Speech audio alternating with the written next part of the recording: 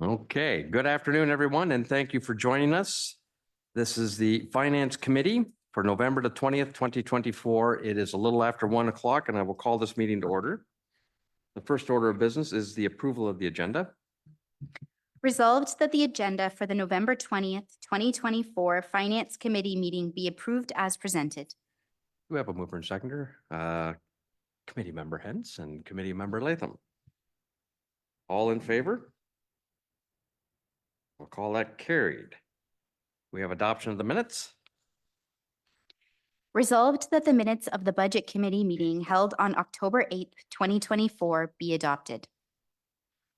They were circulated. I guess I would look to committee members who were there to confirm them. So Committee Member Jones. How about Committee Member Sloan? Thank you. All in favor? That's carried.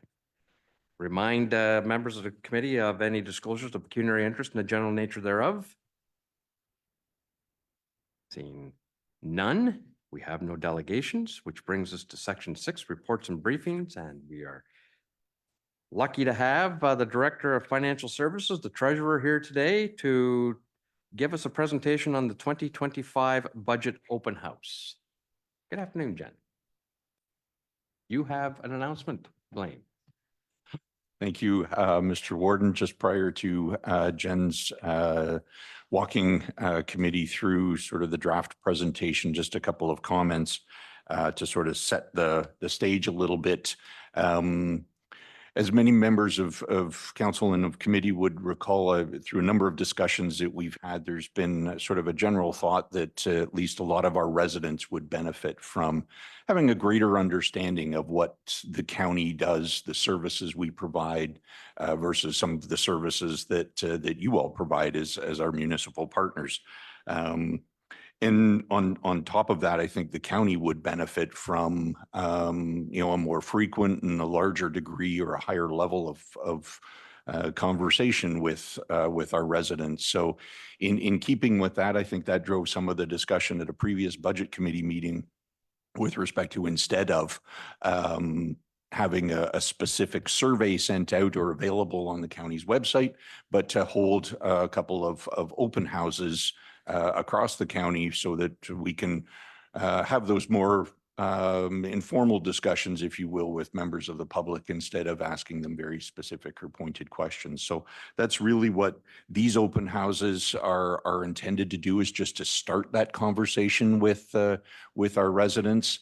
They're really focused on a discussion about services and a discussion about the plan as a whole, or our planning process, and not at this point in time about specifics or numbers. So as I said, this is really a case of just getting in front of our public.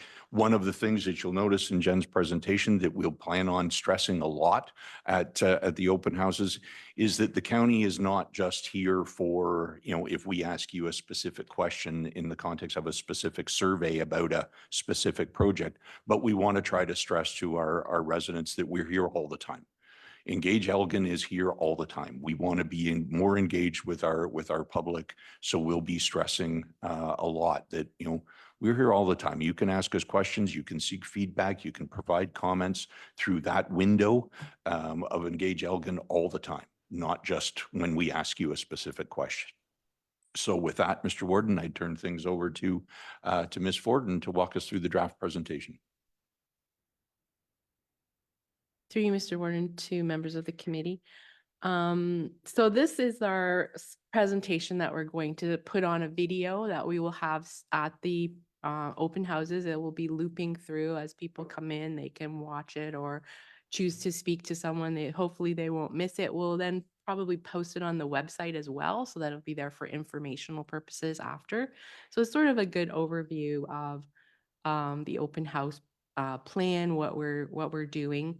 The days that we're going to be out and about, it'll be Tuesday, November 26th. We'll be here in the administration building in the Central Elgin boardroom, which is downstairs. Wednesday, November 27th, we'll be out at the Dutton Dunwich Community Center in the meeting room from 5 to 7. and Thursday, November 28th at the Elmer Old Town Hall, again from 5 to 7. So they'll all be from 5 to 7 in the evening. Next slide. So our first slide will be a welcome. Thank individuals for attending and just explain a little bit about why we're here and to give them a better understanding of their regional government and concerns that they might have regarding our budget process. The next slide, running them through sort of the budget survey that we did last year. Some of the feedback that we received last year related to acceptable ways to increase spending, fewer tax dollars should be spent on.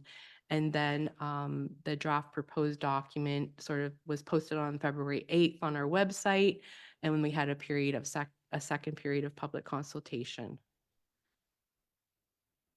And then this one is just a little bit about this year, council's desire to get out and meet the public, do some open houses, that we will gather the public comments coming in from those meetings. And then once the final budget, business plan and budget are received by council, they'll be posted online for public comment at any time through Engage Elgin.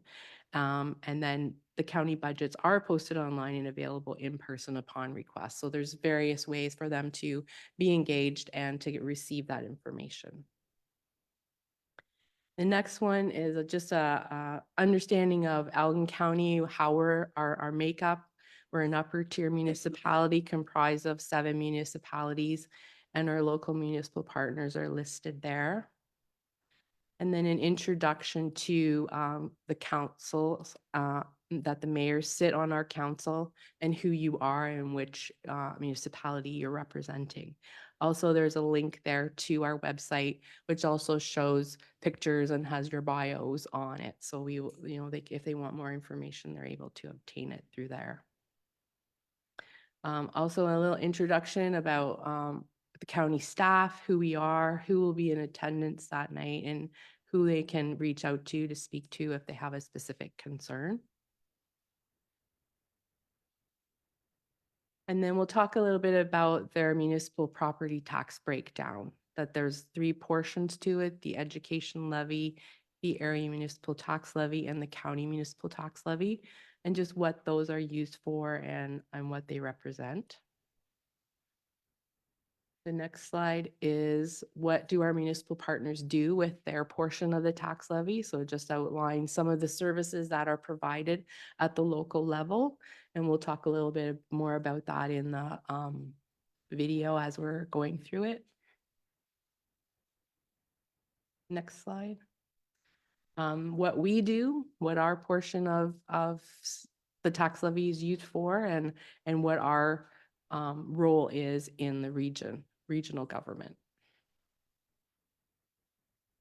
We thought it'd be interesting for them to have some highlights of what the 2024 approved operating budget expenses were and what they were used for. So we provided the pie charts that were in our budget document, as well as our capital expenses, and then the revenue that supports that. And that just indicates that approximately 48% of that revenue is coming from taxes, with the rest coming from funding from other sources. Some of the budget pressures that we experienced in 2024, just outlining that for them to have an understanding of the things that were considered during the 2024 budget. And then we thought it would be interesting for them to understand about our growth reserve and development charges, why we're planning for the future and putting that money aside so that we don't have to raise taxes in a future year.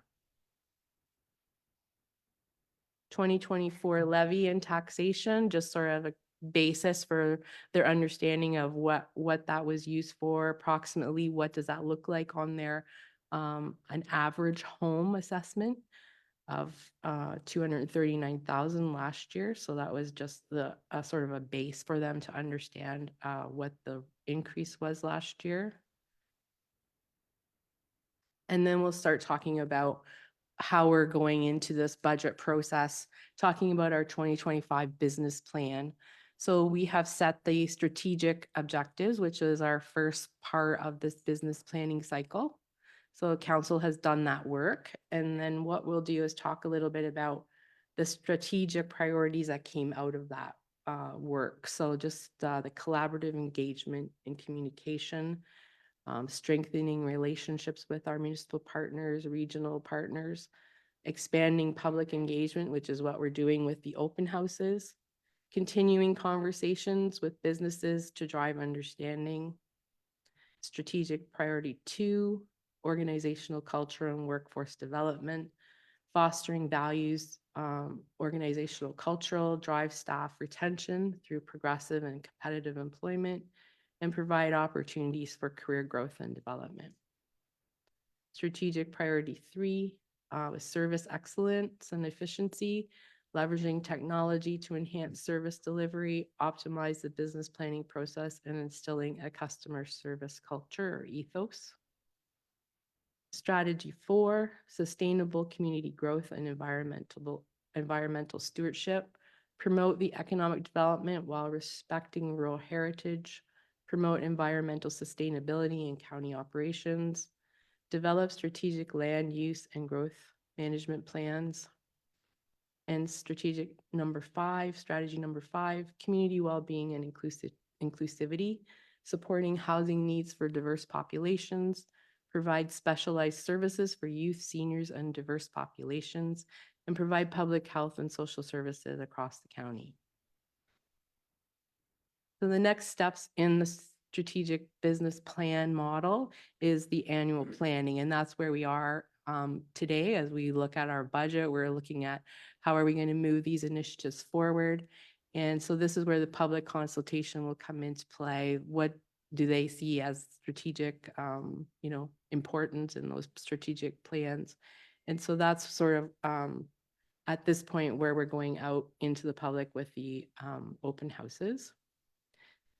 Next steps after that will be developing the budget and approving it, and then measuring, monitoring, and assessing our results from that plan.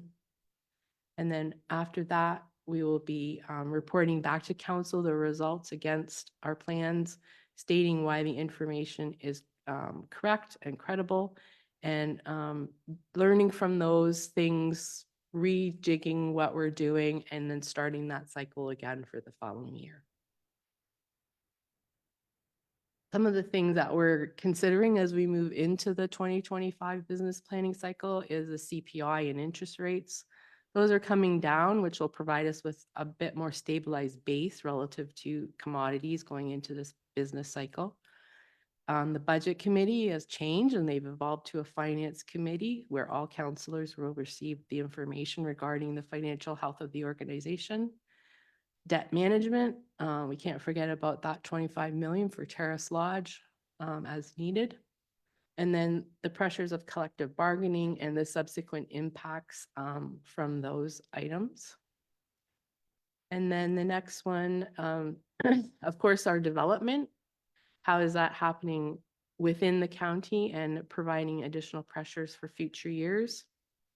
And then we're further focusing on the future will help to outline the infrastructure required to support all the growth that we're expecting. And the draft proposed budget document for 2025 will be posted on our website once it has been considered at council. And then the final slide, just to encourage people to stay engaged in the process at any time and by providing their comments throughout the year, connecting with us through Engage Algon, and that's the website. So if there's any comments, questions, I can certainly add things to this if there's something that you'd like to see or take something out. That's sort of the idea before we do the video and go out on tour. So I'd be happy to answer any questions. Okay, thank you very much, Jen, for that. This is exactly the reason why we're here today. To give council an overview and an opportunity to make comment. We've got time yet if there are any adjustments that need to be made. So I open the floor. Any comments, questions? Yes, Committee Member Hentz. Thank you, Mr. Chairman. Just a comment. We have a bit of a conflict in Dutton Dunwich as that is the night of our council meeting. Oh, Not that our council has to be there, it's more for the public, but I'm just bringing that forward. And I guess I'd ask, is the schedule set in stone at this time? Through you, Mr. Warden.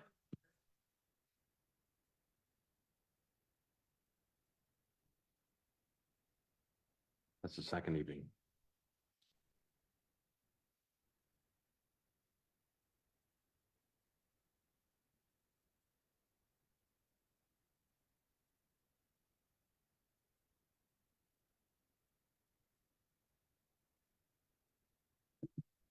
Through you, Mr. Warden. Yes, that's obviously an unfortunate oversight. But we have advertised for the date and time, but as you mentioned, Councillor Hens, it's more for the public, but certainly, what time is your 23rd. your council meetings? From 5 to 7.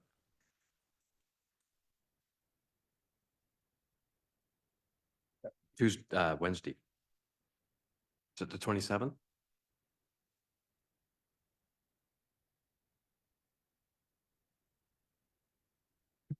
Certainly, the opportunity would be to attend the one being held at the administration building on the Tuesday. Thank you. Yeah, I don't want to throw a monkey wrench into the works here now. It's not a Right. deal breaker. I just brought that forward that I'm sure some of my council would like to attend one of these, so they still have that opportunity to do so. Thank you. Absolutely. Yeah, Committee Member Jiguer. Thank you, Mr. Chair. Yeah, I'm wondering, I know it's been advertised, but if it's not printed, I don't know if it's in print anywhere, because, yeah, I'm just wondering, there's an opportunity to just switch the date. So for example, in Aylmer, we have a public budget meeting for the arena on the Wednesday at 7.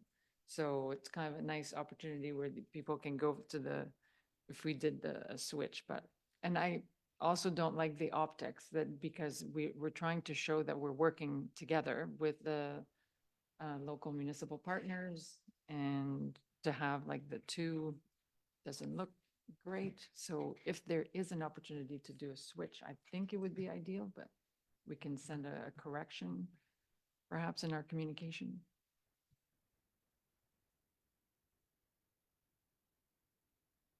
We're looking to the logistics.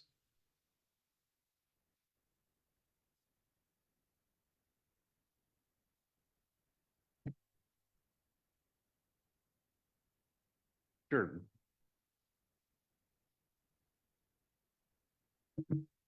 Through you, Warden, Catherine and I are just chatting. We could actually look at starting earlier. It might be easier instead of changing time, locations, we could just advertise an earlier start time.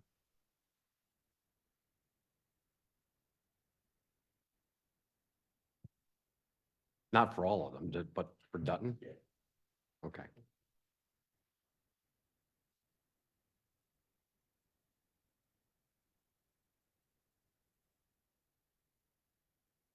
Well, it's a compromise. Would that work? I can live with that. Okay, yeah, okay.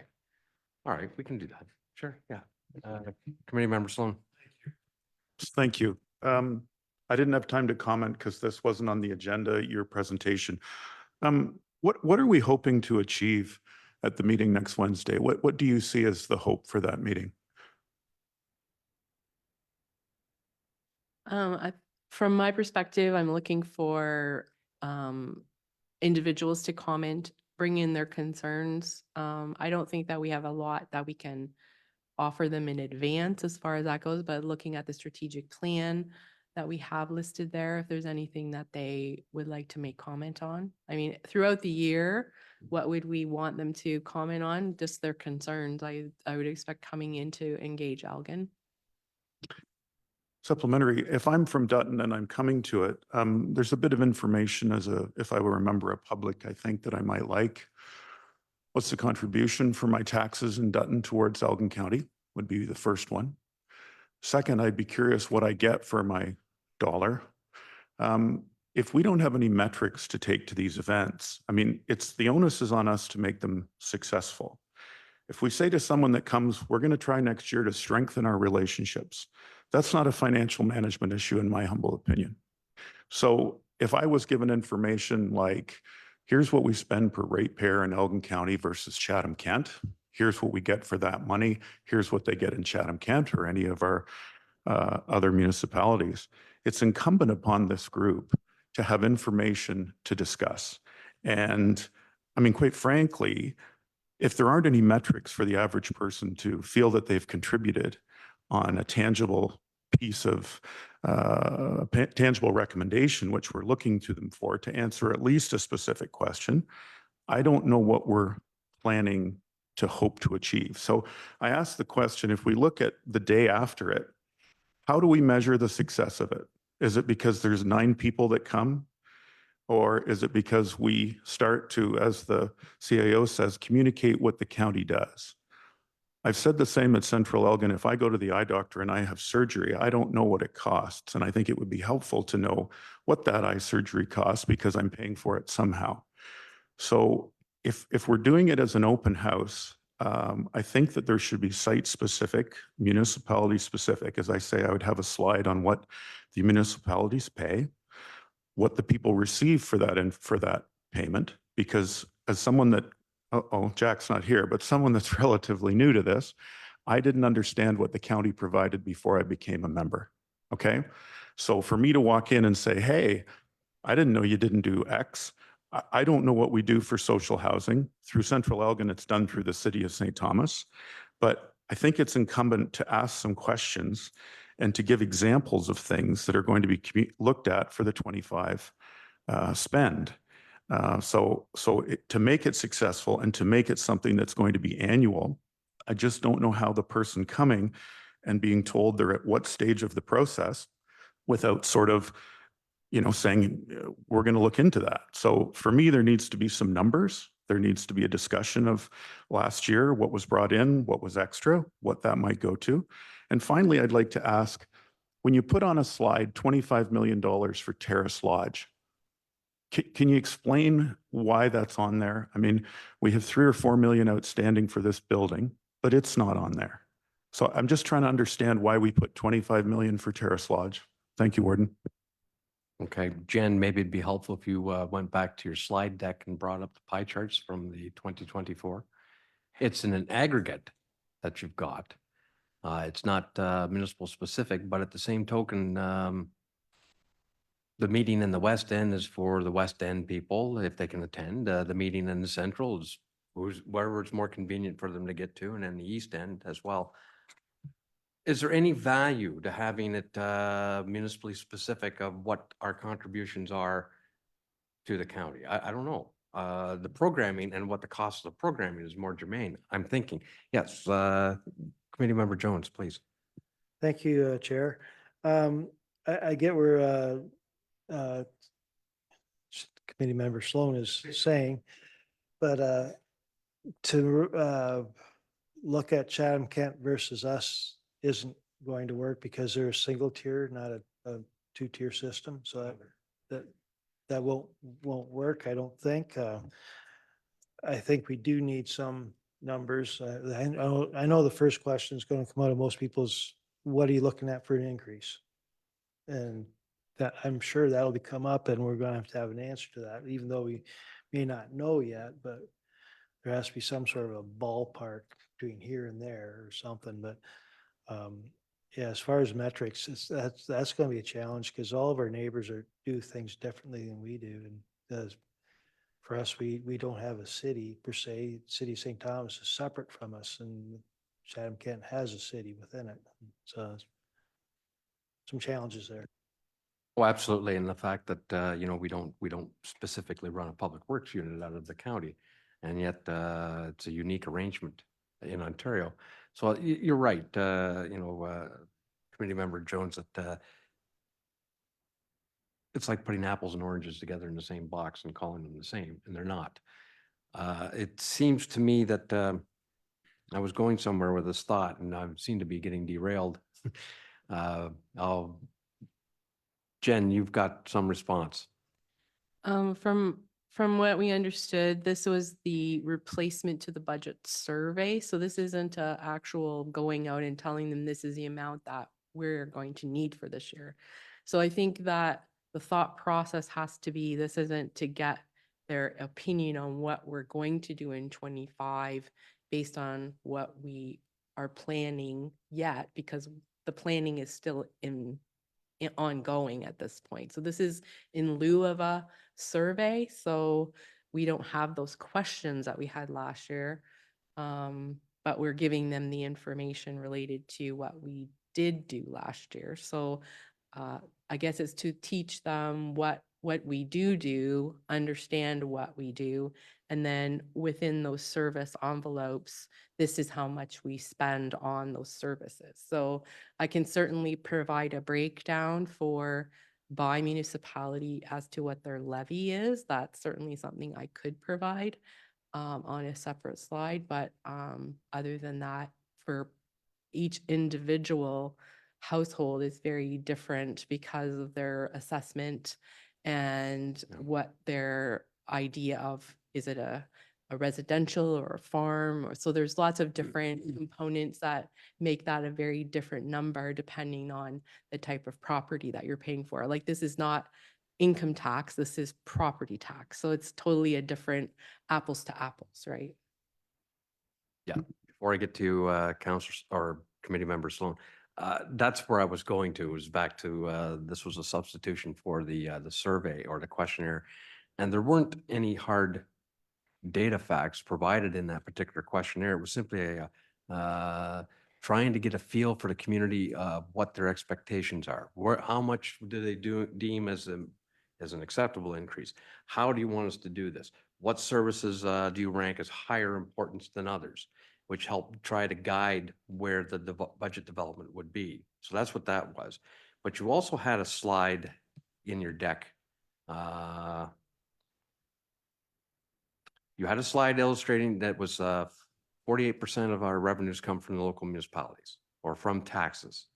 And you also had a chart which identified the various properties and what the value of that tax increase was for 24. So that's an illustration there of what that particular, that was a 3.76% increase. That's what that represented. And I realize that that doesn't mean what a 3.76 looks like this year. Can you get any more refined than that going forward? I don't think you can. But is there value of having the dollar amount per municipality up? I don't know. We have different values across across the region, and more properties than some. Some have an industrial mix, some don't.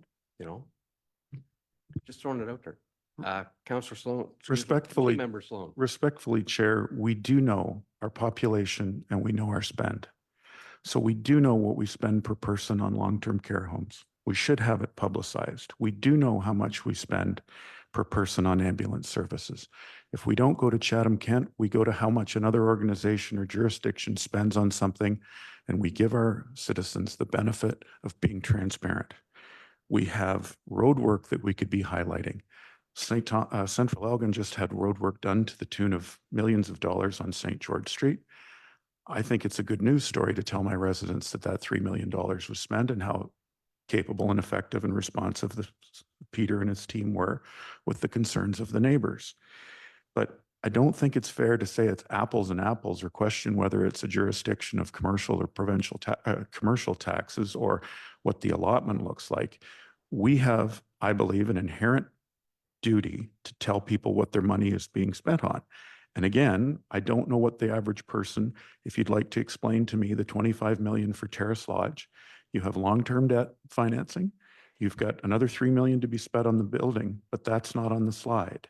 And respectfully, I think there should be clarity. So if it says 25 million for Terrace Lodge, what does that mean? So that's my point. All right, thank you for that. Through you, Mr. Warden, to Councillor Sloan. So 25 million is the debt that we have to take out in order to fund the capital for Terrace Lodge. What that means per resident, at this point, it's hard to say because we haven't taken it out yet. We don't know what the interest rate will be when we take it out. We don't know, are we taking out the full 25 million? Can we find an alternate creative way to not have to invest 25 million? So there's lots of variables. To say for sure that's what we're doing, I really don't want to say that, but we do have to consider it in the 2025 budget because we do have to do it in 2025 when phase 3 is complete. Committee members, Jagger? Thank you, Mr. Chair. So, on a couple of things. So I agree, comparisons don't tend to work from municipality to municipality for many, many reasons. And they can be very misleading. So I think I can agree, like benchmarking, like industry standards, for example. So you can do cost per resident for libraries, for example, or cost per household. So sometimes that according to sort of sector standards for ambulances. So comparing to sector standards, if that's where we want to go, is more beneficial to say like, are we within, you know, and that can be informative. Having said all that, I agree that this open house, if people are going to invest time, is very, very scarce and precious. There has to be a clear purpose and a clear prompt. So the difference with the survey is that the survey has clear questions. Here, it almost feels like I'm receiving an annual report, but I don't have a clear question. So I think in the room, there has to be prompts. Say, watch this information, and here's what you're looking for. Like, why do we want them to come to this open house? It cannot be just to be more informed. That's part of it. But I think we have to have a few key questions in mind. And in the advertising or promoting it, we can say, look, council is going to be, because we don't have discretion over a lot of things. And sometimes the public doesn't understand that. Like a good portion of our budget, we have to spend this, we have to spend this. So I think the public has an opportunity to influence the areas where we have discretion and we're going to be grappling with some decisions. And that's what we need to convey to, council will be soon debating whether to invest here or here or here. What are your thoughts? So I agree. When you come in the room to an open house, I think there has to be a clear ask of why did we invite you here? And it's not to receive an annual report, even though that's essential to set the tone and to set the context. So that's one thing I would like to make sure we add is a very clear, here's your opportunity to influence A, B, and C. Now you talk. And I will say, if we have an opportunity to receive the slide deck just before it is made into a video or discuss further. I know one thing I caught, because we haven't totally finalized the strategic plan. Like I know we were wordsmithing and it hasn't come to council for final approval. And I know, for example, for myself, I will recommend that we not use the words environmental stewardship, because that opens a whole other, from the public, if I see that one of our priorities in the county or strategies or priorities, I can't remember, says environmental stewardship, and I have to read the fine print to say that it is about operations. Right. It's misleading and it's out of our lane, and we don't want to create that kind. So there's maybe a few words, and perhaps we need to say that because of the timing, that it's a draft strategic plan, that it's because it hasn't received council approval yet.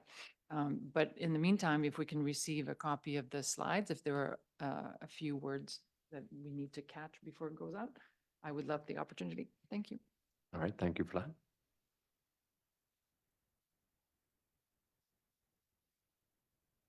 Yes, Committee Member Hens.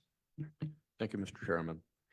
We're really early in this budget cycle, in this process, and I've seen enough on there that I think is worth bringing to our residents. I'm very interested in the slide with explains what lower tiers do. because I think there's some education required there. Mhm. So,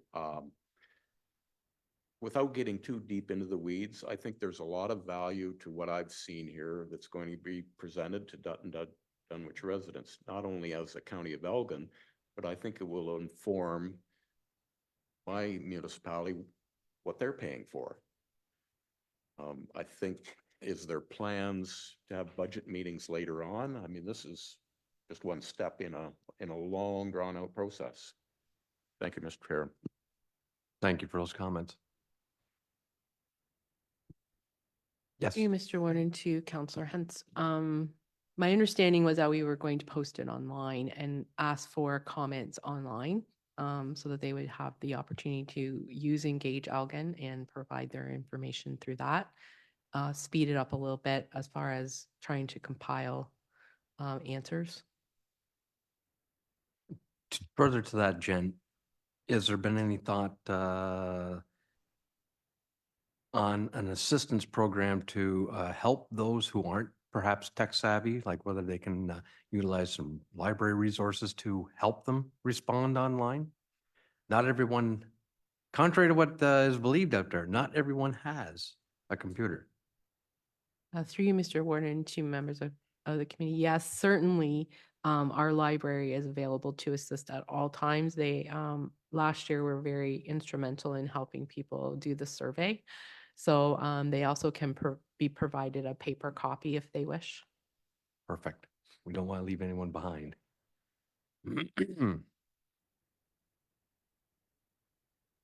So anything that has been discussed around the table thus far, Jen, you don't see any problem with making a few amendments or adjustments going forward?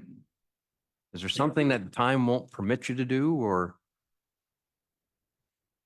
Through you, Mr. Warden, probably finding comparators to other counties. I don't know if that would be something that we would be able to provide, but we could certainly look at our residents and maybe we do a per household calculation as far as what our land ambulance costs or maybe our long-term care.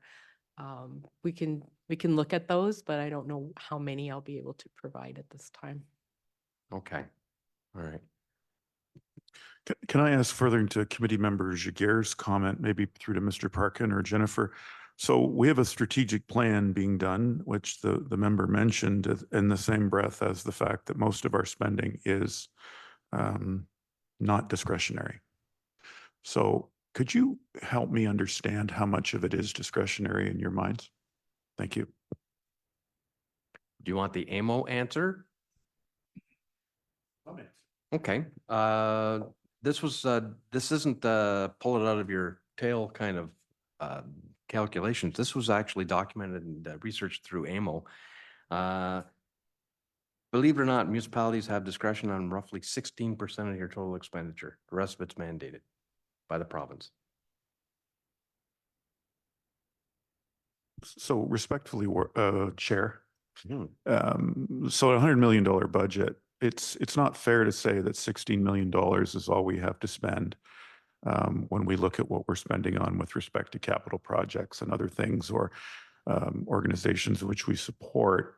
I would also be different from a lower tier to an upper tier. An upper tier has to have, for one thing, I believe, seniors' homes, which the lower tier doesn't have. So I don't know that that's a fair assessment, but I'm, maybe to the committee member, just an idea of if we look at it, why then would we have a strategic plan if we can only do 16%? It's still, to me, more metrics where we can show people, and maybe it's good news, Chair, that we say, we spend this on ambulance and another jurisdiction spends more. There are provincial standards, which I think are fair, which give a range of what the spend is in Ontario. And the more information we give people, I think it provides them with an opportunity to see what is being done. I think the good news stories would outweigh the less good news stories, but I just like to see quantification, especially when it comes to things where there are some variables as people look at what they're getting and what they're receiving for their dollar. Thank you, Chair.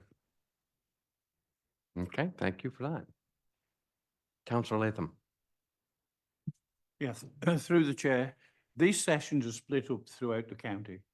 So when one comes for, like, for argument's sake, to Dutton, Mhm. that will also incorporate West Elgin. And so some of the same questions don't apply.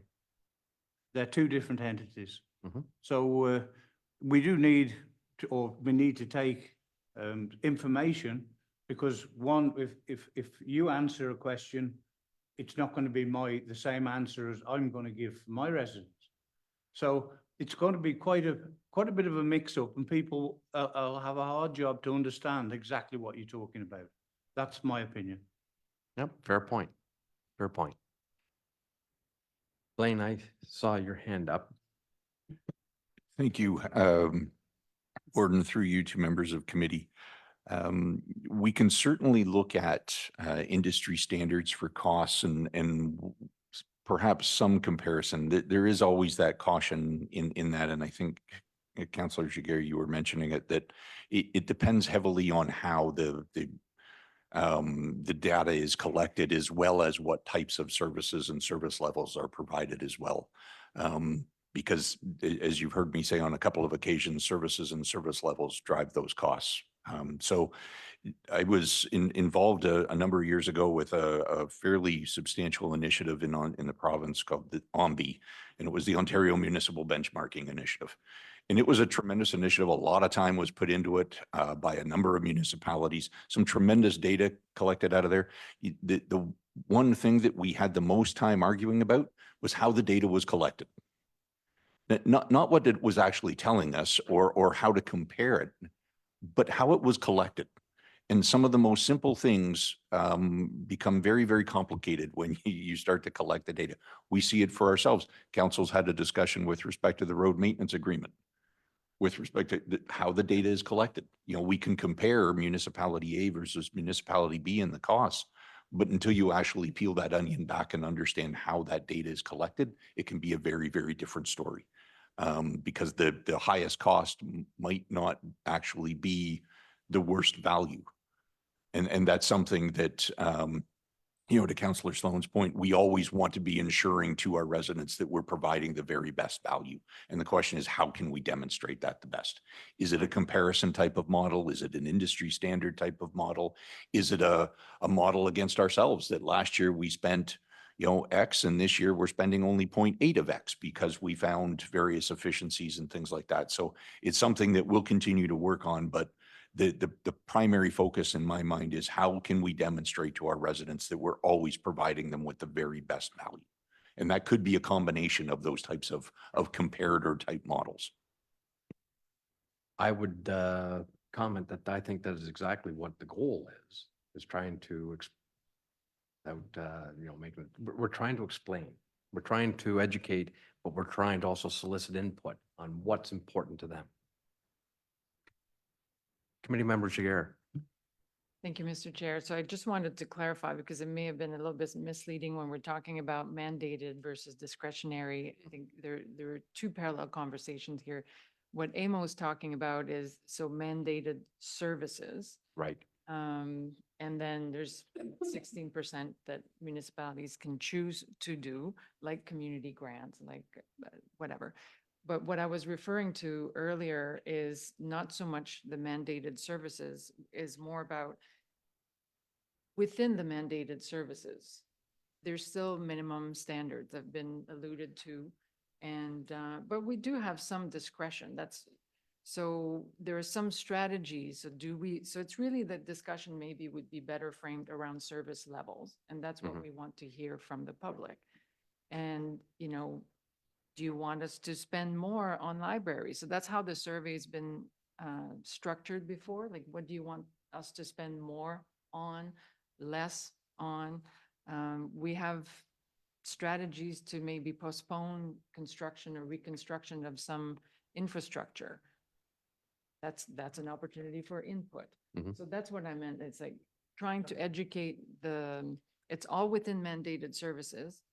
And, but within that, trying to educate that we have some decisions we can make, we can postpone certain things, we can be proactive, we can choose to modernize through software and technologies to try to increase value, efficiencies, return on investment?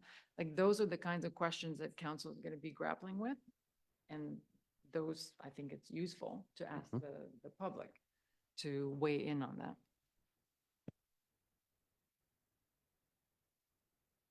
Counselor, Committee Member Widner. Mr. Chair, your statement about the 16% triggered a few things. Most people wouldn't know that information. Would there be any, intelligence in putting, we could give some pre-canned questions and answers out there that we could put up on a screen or on the website that might save people a lot of, look at that, I didn't know that, I didn't know that, I didn't know that. Yeah. So, Just keeping in mind that a lot of this, the information compiled by AMO, it's general. Like, I mean, it doesn't distinguish upper tier, lower tier, regional. It's general. And to the point that Committee Member Jaguar is making, that yes, some of those programming that you're going to do, whether it's capital and or service delivery, you may enhance above what is prescribed. And that's where your discretion is. Are you going to have a community center? Are you going to have 5? Are you going to have a twin pad arena or not? Those are the kinds of questions. Beach parking, is that going to help? Whatever. The point is, there's a myriad of different services and demands out there. Which ones are important to our residents in this area? That's what I'm getting at. There are several statistics. Well, they're very interesting. How about the one that municipalities have access to 9% or 9 cents out of every dollar from a tax perspective, total tax perspective, and yet you have, what was the number? Is it 60% of the public assets? So you're trying to fund that from a 9 cents. Those are sobering thoughts. It's trying to let you know that, hey, we're working here with maybe one arm and a half tied behind your back. Committee Member Sloan. Thank you, Chair. To Committee Member Widner's point, the Q&A we don't need to get too into the weeds. I mean, I did not know, and I don't think most people know, that we have to have a seniors home as an upper tier. So I need to know that if I'm coming, because that, to your point, I don't have to have a certain amount of libraries, do I? Okay, so I think we're getting into some of the real meat that people would be like, I didn't know that. And I won't say that I'm new to this anymore, but it's fun to learn that, because if I see there's a bill for long-term care and I go, why are you doing this? Why aren't you just, give it to extended care? Who cares about grandma? But I've seen the homes and I've seen how important they are because we've toured them, and they're a heck of a lot better than anybody else's homes. So if you're going to show these homes, they're an asset to the community.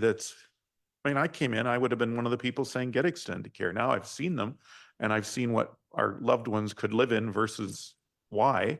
And money, no one's going to sit around the table and try to chop a few $1,000s off. So I learned, and I just want to help that learning go through to the person coming to the thing. So I agree with Councillor Widner, the Q&A might be helpful. Thank you. Is it, directing it back to staff, is it possible to have like an FAQ kind of thing out there? A few lead-in points on the presentation. Did you know this? Some of the things that we have to do. Yeah, true. Committee Member Jones, please. And even to the fact that, we control our highways, but we have minimum maintenance standards we have to maintain to. Do you want it at that level? Do you want a nice smooth road all the time? Do you want a piece of crap like the City of London provides a lot of the rural areas? It kind of reminds me, and there's another point to be put in there, they may think that 80 kilometers an hour is pretty slow these days. But did you know that our standards change if you bumped it to 90? And the cost. Yeah. Yeah. And through the chair to Committee Member Jones, quality is remembered long after price is forgotten. So if we're going to have the best roads, let people know when they see their tax bill, if there is an increase, that, how we're spending. So I agree with the sentiments. Sure. Committee Member Widner. yes, thank you, Mr. Chair. Perhaps members of council could just send in some questions they'd like to see on this survey. I Would think it might that, save a lot of time if somebody reads it and goes, okay, I didn't know that. It might save them making a trip, because if they didn't know, they didn't know. And like, Committee Member Sloan says, there's a lot of things that people don't have a clue. They don't have the clue where how much percentage county taxes. They don't have the school board. They don't have a lot of clue. But if it's up there and they can ask a question or see it, It may save a lot of time. Thank you. Might be a really interesting exercise, yes, and I would encourage committee members if put some thought to it and try to get them as quick as possible so staff have at least an opportunity to put that together. Blaine? Thank you, Mr. Warden. I think that's a tremendous idea, Councilor Whitner. Thank you. And I think the Q&A is definitely something that we can do. But if there is anything specific that you've heard residents say or that you'd like, questions to, then by all means, please send them along. And we will craft something up. The other thing, and I think to Councilor Jaguar's point about certain prompts, we can certainly have, we're trying to get away from, walking into a room full of, boards pasted all over the place, but we could certainly have a couple there with those types of prompts, like what services are most important to you? Do you believe you receive good value from the county? And we can have those up maybe on the last slide as well as that, and encourage people as they're coming in, as you watch the presentation, consider these questions. Yeah. Maybe something on the way in the door. No, we're not talking about water rates tonight. Yeah. No.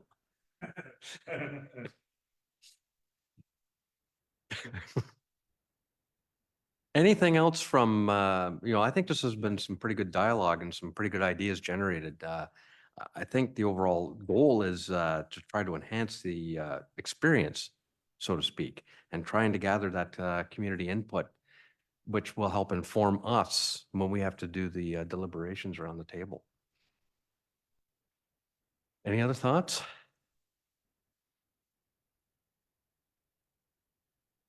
I'd like staff to tell us the caramel secret, but Actually, just further to your comments, Warden, this has been incredibly helpful. So thank you to members of committee for the discussion and the comments and the ideas. This has been incredibly helpful. I know the county has done some surveys over the past number of years, and this year we're looking at doing something different. And I like you, Councillor Sloan.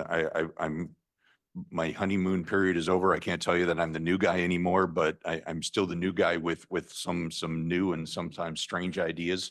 I've been through a number of budget cycles in my career. Some have gone well, some have gone not well. I've tried various methods of collecting input from the public, engaging them more. I have found that this type of approach is better than surveys. I have seen that most people do enjoy getting out and actually talking to you as members of council, to, executive levels of staff to learn. And, I don't think anything can go as far as actually, communicating. We were all shuttered in there for a couple of years and that didn't happen. I think it's a tremendous opportunity for us to actually just engage our public more. And again, what we're trying to build is that more open relationship with our public. So anything that we can do to continue to stress that, I think is important, because, a lot of people drive by this building and say, oh, there's, the county employees sitting beside, behind, the walled building, and they don't know what we do or why we do it or how well we do it, whether they get value. They just know they have to pay their taxes, and we really don't ask them whether they like it or not. So, anything that we can do to continue to engage them and get them more engaged. And sometimes that is, bringing interesting things that, to your point, Councillor Sloan, most people wouldn't know some of those things, but, we do have long-term care homes. We have 3. Do we need 3? No, you don't. You need 1, but we have 3. And that's a decision that we've made. But that's actually a good thing, because similar to you, Councillor Sloan, people do care about grandma. And, I unfortunately have gone through the process of long-term care home selection in the last couple of months. And I have walked through publicly owned homes versus privately owned homes. And there is a vast difference. There is absolutely no comparison. And, where I decided and where my sister and I thought where mom would be happiest is a publicly run home, because of that service level difference. So, they are very different, but people don't necessarily know that. Maybe they've never had, to go through that process, and they have absolutely no idea. And that's of no fault of their own. They just, it's not top of mind, but it does cost a lot of dollars to keep those facilities, operational. It costs a lot of dollars to keep those facilities operational at the level that we do. But again, based on the residents and the residents' families, perhaps that was well invested.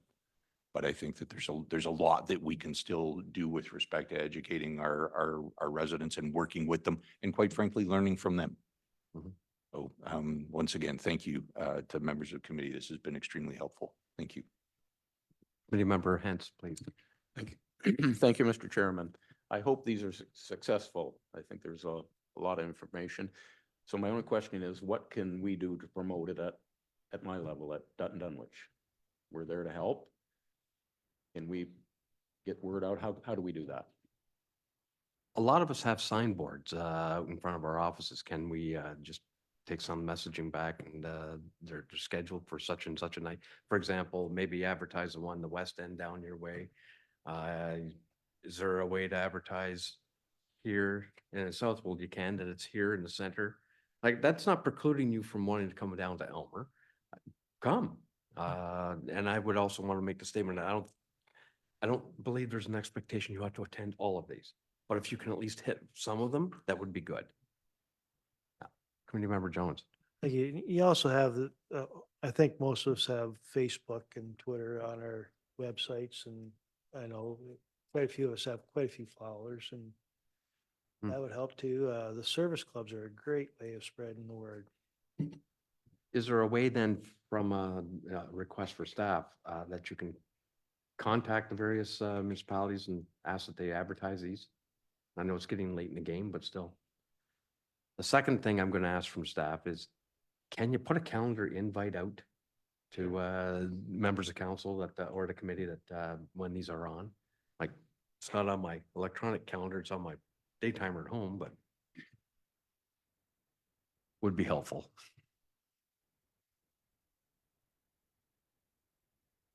Anything else from anyone?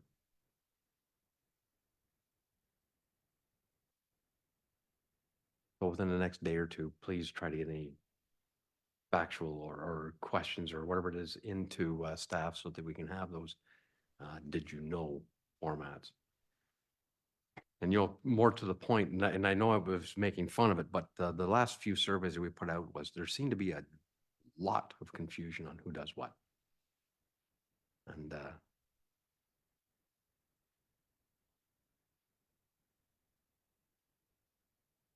okay. I think this has been a very useful conversation. So thank you for attending for that. If there's nothing further, have you got something for us, Catherine? Resolved that the Director of Financial Services Treasurer incorporate feedback from the Finance Committee into the 2025 Budget Open House presentation. Do we have a mover and seconder for that?